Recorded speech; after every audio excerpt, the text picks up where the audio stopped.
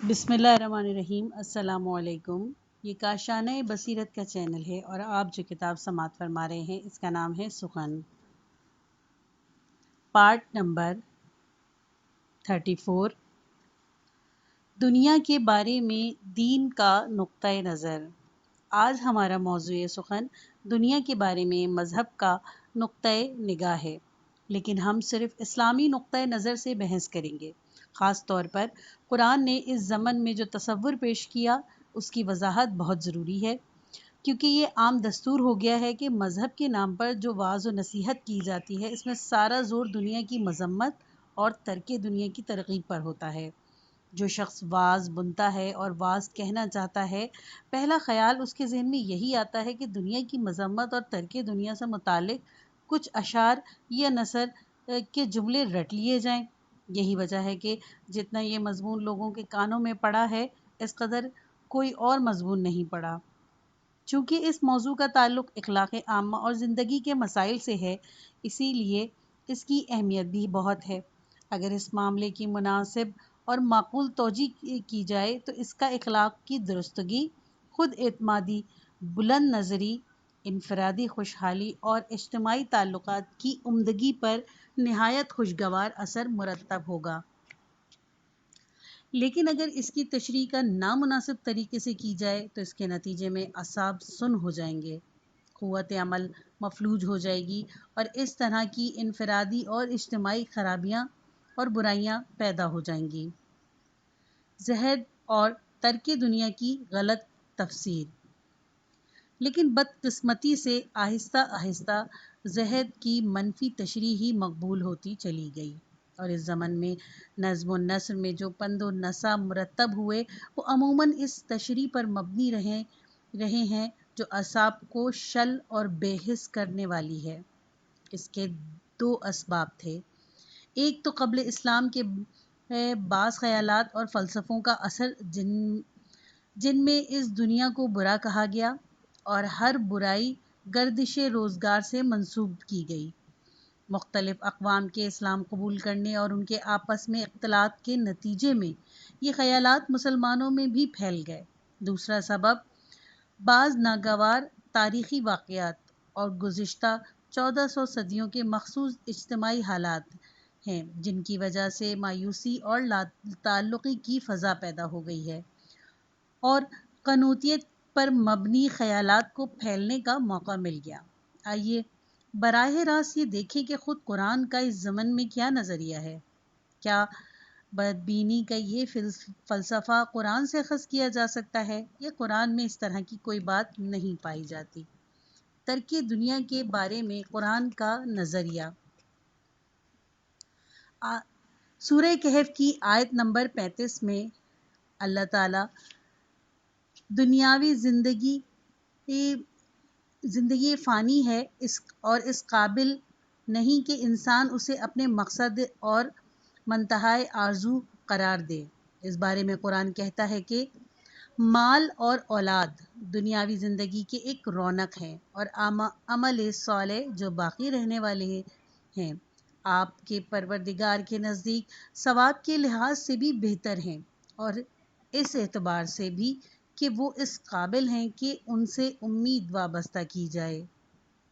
قرآن مجید دنیا کو اس قابل نہیں سمجھتا کہ ساری امیدیں اسی سے وابستہ کی جائیں، لیکن ساتھ ہی وہ یہ بھی نہیں کہتا کہ یہ تمام مخلوقات، آسمان و زمین، کوہ دریا، جنگل و صحرا، انسان و حیوان، یا وہ تمام نظام جو اس دنیا میں جاری اور ساری ہے برا ہے، غلط ہے، باطل ہے، بلکہ اس کے برعکس وہ اس نظام کو صحیح اور برحق قرار دیتا ہے۔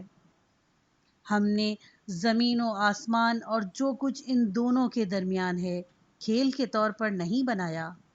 قرآن کریم مخلوقات عالم کی از قبیل جمادات اور نباتات و حیوانات کی قسم کھاتا ہے۔ قسم ہے سورج کی اور اس کی روشنی کی اور اس کے بعد آنے والے چاند کی۔ قسم ہے انجیر کی، زیتون کی، طور سینا کی اور اس امن والے شہر مکہ معظمہ کی۔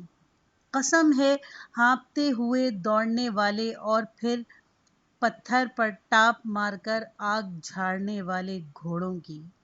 قسم ہے جان کی اور اس ذات کی جس نے اس کو مکمل کیا اور پھر اس کو یہ القاء کیا کہ اس کے لیے کیا صحیح ہے اور کیا غلط۔ قرآن میں ارشاد ہے، تم اللہ کی صنعت میں کوئی خلل نہیں پاؤ گے۔ ایک بار پھر نگاہ ڈال کر دیکھ لیا، کیا تمہیں کوئی خلل نظر آتا ہے؟ دنیا اور اس کی تخلیقی نظام کو برا سمجھنا اسلام کی اس مرکزی تصور سے جو اللہ کی وحدانیت پر قائم ہے قطعاً میل نہیں کھاتا۔ اسی طرح نظریے کی بنیاد یا تو مادیت اور صالح حکیم و عادل کے انکار پر ہو سکتی ہے، یا سنویت کے اس تصور پر کہ نیکی اور بھلائی کا سرچشمہ اور ہے اور بدی اور برائی کا سرچشمہ کوئی اور، جیسا کہ بعض مذاہب کا خیال ہے۔ لیکن ایک ایسے مذہب میں جس کی بنیاد توحید پر ہے، جس کا خدائے رحمان و رحیم اور علیم و حکیم پر اعتقاد ہے، اس طرح کے خیالات کی کوئی گنجائش نہیں ہو سکتی۔ خود قرآن مجید کی متعدد آیات میں اس کی تصریح کی گئی ہے۔ قرآن میں دنیا کو فانی ضرور کہا گیا ہے، اور اس کو ایسی گھاس سے تشبیہ بھی دی گئی ہے جو بارش کے بعد نکل آتی ہے، کچھ دن بڑھتی رہتی ہے اور پھر زرد اور خشک ہو کر معدوم ہو جاتی ہے۔ لیکن اس سے مقصود دنیا کی برائی نہیں ہے، بلکہ انسان کی وقت میں اضافہ ہے۔ یہ انسان کی شان کے مناسب نہیں ہے کہ وہ مادی چیزوں کو اپنا منقہائے مقصود بنا لے، لیکن اس کا اس بات سے کوئی تعلق نہیں کہ ہم دنیا ہی کو برا سمجھیں۔ یہی وجہ ہے کہ اسلامی مفکرین میں سے کسی نے بھی اس نوع کی آیات کی یہ تفسیر نہیں کی کہ دنیا بری ہے اور آفات کی جڑ ہے، گردش روزگار ہے۔ کیا دنیا میں دلچسپی لینا معذور ہے؟ کچھ لوگوں نے ان آیات کی تفسیر یہ کی ہے کہ ان آیات کا مقصد خود دنیا کی برائی تو نہیں ہے، کیونکہ دنیا سے مراد تو یہی چیزیں ہیں جو زمین و آسمان میں موجود ہیں، اور ان میں کوئی بذات برا نہیں۔ یہ تو سب صانع ازلی کی حکمت و قدرت کی نشانیاں ہیں جو بری ہو ہی نہیں سکتی۔ جو چیز مذموم ہے وہ دنیا اور امور دنیا سے دل لگانا ہے اور ان سے محبت اور علاقہ رکھنا ہے، گو خود دنیا مذموم نہیں۔ اس بنیاد پر جیسا کہ ہم سب جانتے ہیں کہ دنیا سے محبت اور لگاؤ کی مذمت کے بارے میں نظم اور نثر میں اتنا کچھ کہا گیا ہے کہ حد و حساب سے باہر ہے۔ یہ تفسیر اتنی عام ہو گئی ہے کہ اگر کسی سے یہ پوچھا جائے کہ دنیا کی برائی کا کیا مطلب ہے تو وہ عموماً یہی جواب دے گا کہ دنیا کی محبت بری ہے، ورنہ دنیا خود بری نہیں۔ اگر دنیا بری ہوتی تو خدا اس کو پیدا ہی نہ کرتا۔ یہ تفسیر اگرچہ بہت مشہور ہے اور اسے مسلم الثبوت سمجھا جاتا ہے، لیکن یہ بے غبار نہیں، نہ خود قرآنی مضامین سے مطابقت رکھتی ہے۔ پہلے تو یہ دیکھنا چاہیے کہ آدمی کو جو دنیا سے دلچسپی ہے وہ فطری اور قدرتی ہے یا نہیں، یعنی کیا آدمی کی فطرت میں شروع ہی سے یہ بات رکھی گئی ہے کہ وہ دنیا میں دلچسپی لے، یا یہ دلچسپی بعد میں دوسرے عوامل سے مثلاً عادات یا دوسروں کو دیکھ کر پیدا ہو جاتی ہے۔ مثلاً یہ دیکھیے کہ ماں باپ بچوں سے اور بچے ماں باپ سے محبت اور تعلق رکھتے ہیں۔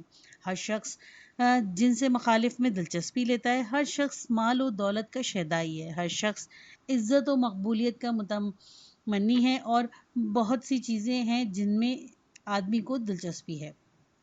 کیا یہ دلچسپی اور تعلق ہر شخص میں فطری ہے یا محض مصنوعی ہے اور غلط تربیت کے نتیجے میں پیدا ہو جاتا ہے؟ اس میں کوئی شک نہیں کہ یہ دلچسپی فطری ہے۔ اگر فطری ہے تو مذموم کیسے ہو سکتی ہے، اور یہ کیسے ممکن ہے کہ انسان کا یہ فرض ہو کہ وہ ان تمام تعلقات سے دستبردار ہو جائے؟ جس طرح مخلوقات عالم میں کسی چیز کو برا نہیں کہا جا سکتا اور کوئی چیز حکمت سے خالی نہیں ہے، جس طرح خود انسان کا کوئی عضو بیکار نہیں ہے۔ بدن کی چھوٹی سے چھوٹی رگ، حتیٰ کہ ایک بال بھی انسان یا حیوان کے بدن میں ایسا نہیں جو ضرورت سے زائد اور خالی از مصلحت ہو۔ اسی طرح انسان کی فطری خواہشات اور قدرتی رجحانات بھی کوئی چیز ایسی نہیں جو بے مقصد ہو اور جس میں کوئی مصلحت نہ ہو۔ بچوں سے محبت، والدین سے تعلق، میاں بیوی کی باہمی الفت، مال و دولت کی رغبت، ترقی کی خواہش، عزت اور مقبولیت حاصل کرنے کی آرزو، ان سب میں بڑی حکمتیں ہیں، کیونکہ ان کے بغیر انسانی زندگی کا شراسہ بکھر کر رہ جائے گا۔ علاوہ ازیں خود قرآن کریم نے ان محبتوں کا تذکرہ پروردگار کی نشانیوں کے طور پر کیا ہے۔ مثلاً سورہ روم میں جہاں انسان کی تخلیق، نیند اور بعض دوسری چیزوں کا تذکرہ حکمت و تدبیر خداوندی کی نشانیوں کے طور پہ کیا گیا ہے، وہیں یہ بھی ارشاد ہے، اور اس کی نشانیوں میں سے ایک یہ ہے کہ اس نے تمہارے واسطے تمہاری جنس کے زن و شوہر پیدا کیے تاکہ تم کو ان کے پاس سکون ملے، اور تمہارے درمیان محبت اور الفت پیدا کی۔ اس میں ان لوگوں کے لیے جو ان مسائل میں غور و فکر سے کام لیتے ہیں خدا کی تدبیر، تسخیر اور حکمت کی نشانیاں ہیں۔ اگر میاں بیوی کی محبت کوئی بری چیز ہوتی تو اس آیت میں اسے اللہ کی حکمت و تدبیر کی ایک نشانی کے طور پر ہرگز بیان نہ کیا گیا ہوتا۔ ظاہر ہے کہ یہ تعلق انسان کی فطرت کا ایک حصہ ہے، اور یہ بھی واضح ہے کہ یہ تعلق وسیلہ ہے اس کا کہ دنیا کے تمام کام باقاعدگی کے ساتھ چلیں۔ اگر یہ تعلق نہ ہوتا تو نہ نسل انسانی چل سکتی تھی، نہ زندگی اور تمدن میں پیش رفت ہوتی، اور نہ لوگ روزی کمانے کے لیے دوڑ دھوپ اور محنت و مشقت کرتے۔ بلکہ سچ تو یہ ہے کہ روئے زمین پر انسان کا وجود ہی باقی نہ رہتا۔ اس مشکل کے 3 حل۔ دنیا کے بارے میں 2 نظریے ہیں۔ ایک نظریہ تو ان کا ہے جو خود دنیا تو بری نہیں، لیکن دنیا سے محبت اور تعلق برا ہے۔ جن لوگوں کی نگاہ میں خود دنیا بری ہے اور جو زندگی کو ہی شر اور تباہی قرار دیتے ہیں، ان کے نزدیک تو انسان کے لیے اس بدبختی سے نجات کا سوائے خودکشی کے اور کوئی طریقہ ہی نہیں ہے۔ سب سے لغو بات انہی لوگوں کی ہے، اور یہی دنیا کی سب سے بدقسمت افراد ہیں۔ بقول ولیم جیمز، ان کو تو اس چوہے کی طرح جو چوہے دان میں پڑا چی چی کر رہا ہو، ہر وقت روتے دھوتے ہی رہنا چاہیے۔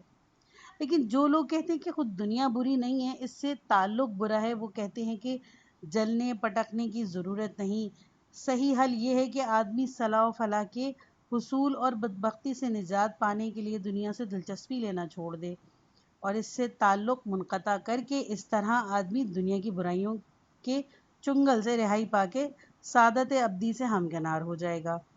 اس گروہ کے جواب میں یہ کہنا مناسب ہوگا کہ طبعی اور فطری خواہشات اور رجحانات کا اور ان قوتوں کا جو روح میں رچی بسی ہوئی ہیں، ان کا فلسفیانہ نقطہ نگاہ کے مطابق، جس کی تائید حالیہ نفسیاتی تحقیق سے بھی ہوئی ہے، قلقمہ نہیں کیا جا سکتا، اور نہ ان کو جڑ سے اکھاڑا جا سکتا ہے۔ زیادہ سے زیادہ یہ ہو سکتا ہے کہ ریاست تو مجاہدہ کے نتیجے میں ان کو لاشعور میں دھکیل دیا جائے۔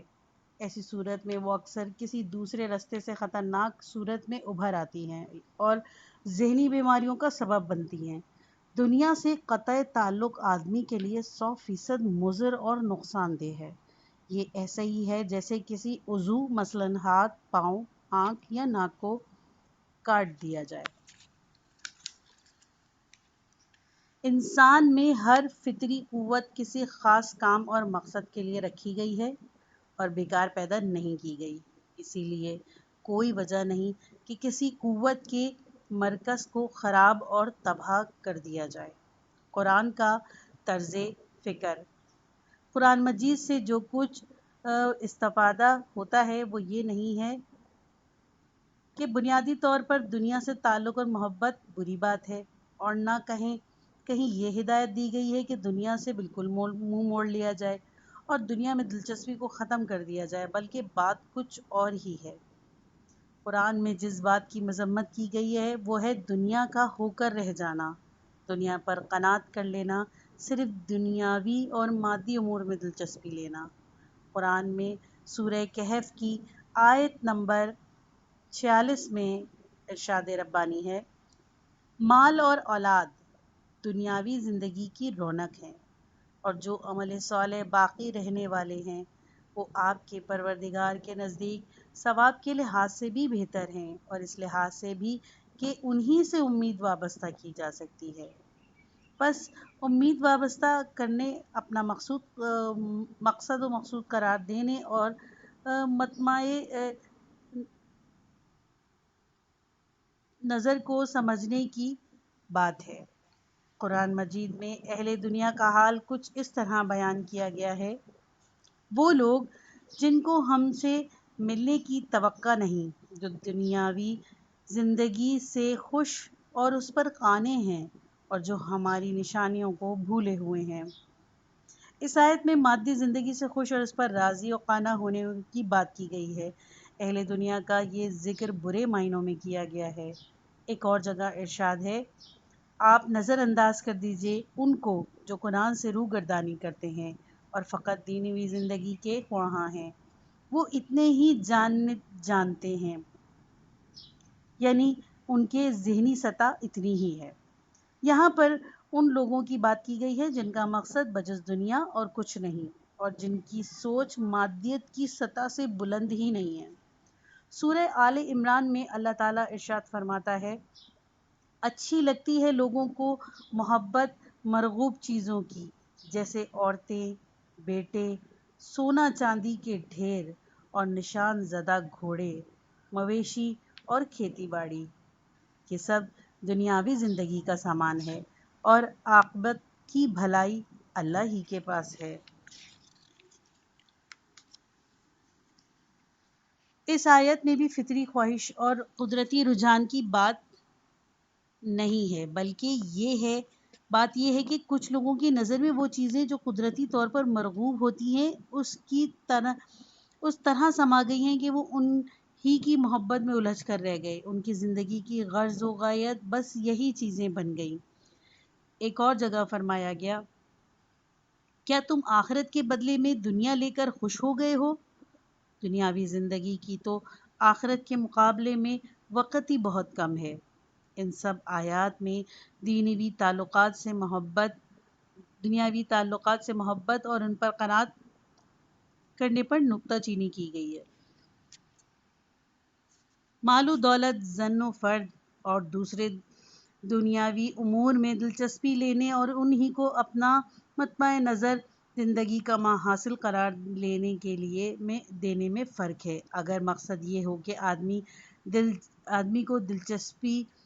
آدمی کی دلچسپی مادی امور تک محدود ہونے سے روکا جائے تو اس کا طریقہ یہ نہیں کہ قدرتی تعلق اور فطری دلچسپی کو ختم کر دیا جائے اور اس کا بالکل سر کچل دیا جائے، بلکہ صحیح طریقہ یہ ہے کہ انسان کے بعض دوسرے رجحانات سے کام لیا اور غیر مادی دلچسپیوں کو تحریک دی جائے اور ان میں جان ڈالی جائے۔ در حقیقت دینی تعلیمات کا مقصد یہی ہے کہ انسان کے ان اعلیٰ جذبات کو تحریک دی جائے جو اس کے فطرت میں موجود ہے، چونکہ ان جذبات کا تعلق روحانیت سے ہے، اسی لیے یہ ذرا دیر میں بیدار ہوتے ہیں، اور اس کے لیے انسان کے روحانی شعور کو زندہ اور بیدار کرنا ضروری ہوتا ہے۔ آدمی کا ہر فطری رجحان ایک چشمہ ہے جو اس کی روح سے نکلتا ہے۔ دین کا مقصد یہ نہیں کہ مادی دلچسپیوں کے چشموں کو مسدود کر دیا جائے، بلکہ مقصد یہ ہے کہ روحانی چشموں کو بھی جاری کیا جائے۔ بالفاظ دیگر یہ مقصد ہی نہیں کہ ان قوتوں کو کم کیا جائے یا ان پر روک لگائی جائے جو اللہ نے اپنی حکمت کاملہ سے کام لے کر انسان میں پیدائشی طور پر ودیت کی ہیں، بلکہ مقصد یہ ہے کہ روحانی قوتوں کو بھی بروئے کار لایا جائے۔ اس مطلب کی وضاحت میں ہم ایک سادہ مثال پیش کرتے ہیں۔ فرض کیجئے کہ کسی کا کوئی بچہ ہے جسے وہ اسکول میں داخل کراتا ہے۔ اگر وہ یہ دیکھتا ہے کہ بچے کو محض کھانے اور کھیلنے سے دلچسپی ہے تو اسے گھبراہٹ پیدا ہوتی ہے، وہ بچے پر ناراض ہوتا ہے، اسے کھلندڑا اور پیٹو کہتا ہے، اس کو ڈانٹتا ہے، وہ یہ چاہتا ہے کہ بچہ اپنے سبق اور لکھنے پڑھنے میں دلچسپی لے۔ یہ قدرتی بات ہے کہ لکھنے پڑھنے میں دلچسپی کھیل کود اور کھانے پینے میں دلچسپی کی نسبت دیر سے پیدا ہوتی ہے، اور اس کے لیے بچے کو شوق دلانے اور آمادہ کرنے کی ضرورت ہوتی ہے۔ انسانی فطرت میں حصول علم کا جذبہ موجود ہے، لیکن اس کو ابھارنا ضروری ہے۔ لیکن اس کے لیے اس کا یہ مطلب نہیں ہے کہ باپ یہ چاہتا ہے کہ بچے کھیل کود، کھانے اور آرام کرنے سے نفرت ہو جائے اور وہ ان کاموں میں دلچسپی لینا چھوڑ دے۔ اگر کسی وقت باپ کو یہ محسوس ہوتا ہے کہ بچہ کھیلنے یا کھانے میں دلچسپی نہیں لے رہا تو اس کو سخت پریشانی ہوگی، اور وہ اس کو بیماری سمجھ کر ڈاکٹر کے پاس لے کے جائے گا، کیونکہ وہ جانتا ہے کہ جہاں ایک تندرست بچے کو اسکول اور کتاب سے دلچسپی ہونی چاہیے، وہاں یہ بھی ضروری ہے کہ بچے چست اور مستعد ہوں، کھیل کے وقت کھیلیں اور کھانا کھانے کے وقت کھانا کھائیں۔ جب وہ بچہ کھلندڑا اور پیٹو کہہ کر ڈانٹتا تھا تو وہ در حقیقت اس بات پر خفا ہوتا تھا کہ بچہ صرف کھیلنے یا کھانے میں ہی دلچسپی لیتا ہے۔ اس طرز فکر کی جڑ تصور کائنات میں ہے۔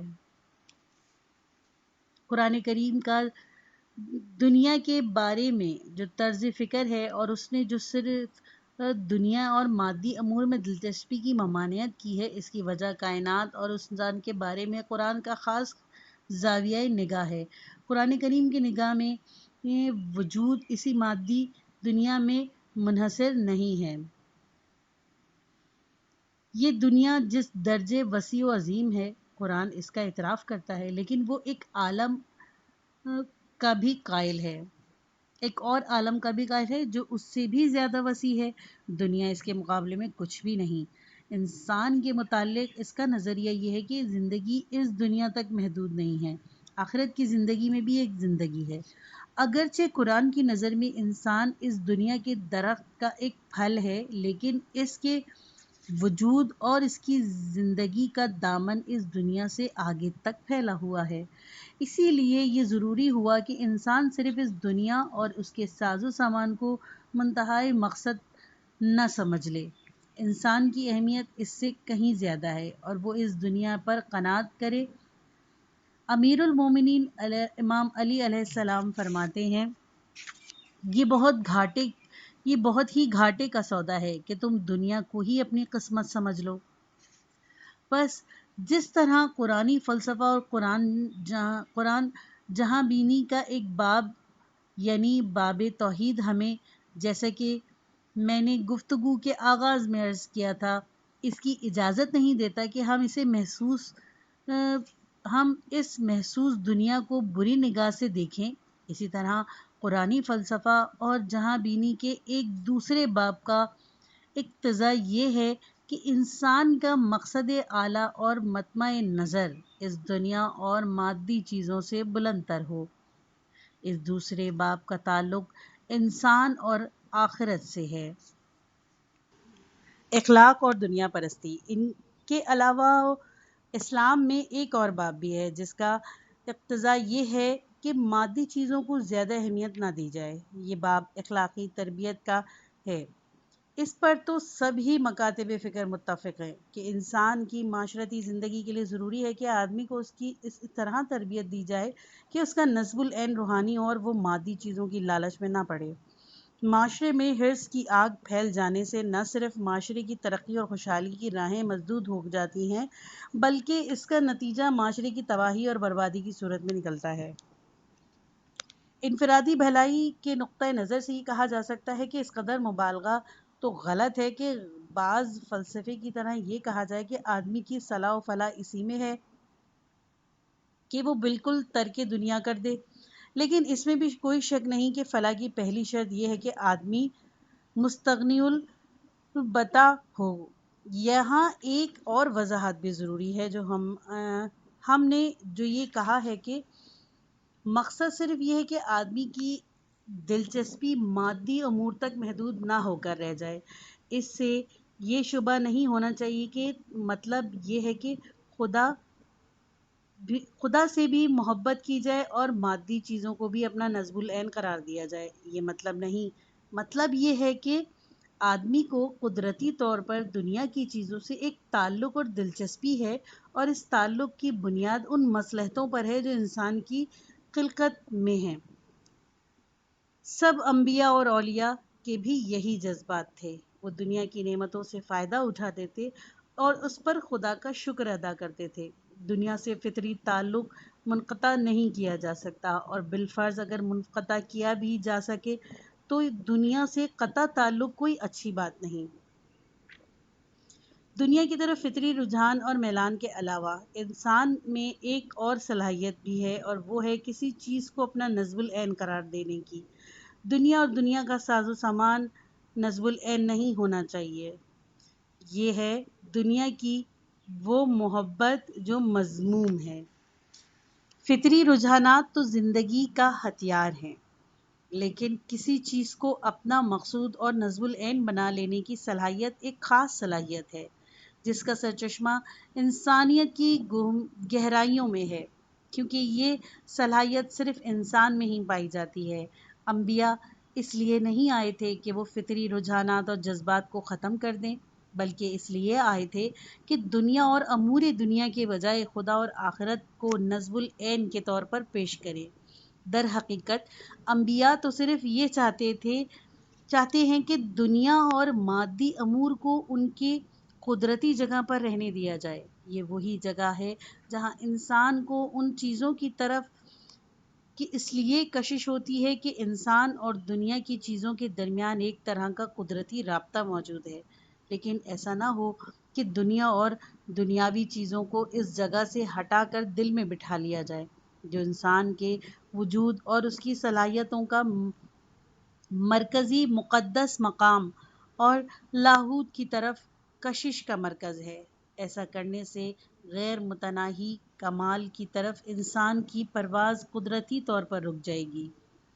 یہ جو قرآن کریم میں آیا ہے کہ اللہ نے کسی کے اندر دو دل نہیں رکھے، اس کا یہ مطلب نہیں ہے کہ لوگ یا تو خدا سے تعلق رکھے یا زن و فرد اور مال وغیرہ سے۔ مطلب یہ ہے کہ نصب العین ایک ہی ہونا چاہیے، نصب العین دو نہیں ہو سکتے۔ نصب العین یا تو رضائے خداوندی کا حصول ہوگا یا دنیا کی نعمتوں اور لذتوں کا، ورنہ کئی چیزوں میں بیک وقت دلچسپی تو ظاہر ہے ہوتی ہی ہے۔ اسلام اور علم۔ ہماری آج کی گفتگو کا موضوع ہے اسلام اور علم۔ دوسرے لفظوں میں آج کی بحث علم کے بارے میں اسلام کی نقطۂ نظر سے متعلق ہے۔ ہماری پچھلی گفتگو کا موضوع دنیا، زندگی اور دنیا کی نعمتوں سے متعلق اسلام کا نقطۂ نظر تھا۔ اب کی مرتبہ یہ بحث ہے کہ آیا دین اور علم آپس میں ہم آہنگی ہے یا ایک دوسرے کے منافی ہیں؟ علم کے بارے میں دین کیا کہتا ہے اور دین کے بارے میں علم کیا خیال ہے؟ اس موضوع پر قدیم زمانے میں بحث ہوتی آئی ہے، اور دنیا اور عالم اسلام میں قابل قدر کتابیں اس موضوع پر لکھی گئی ہیں۔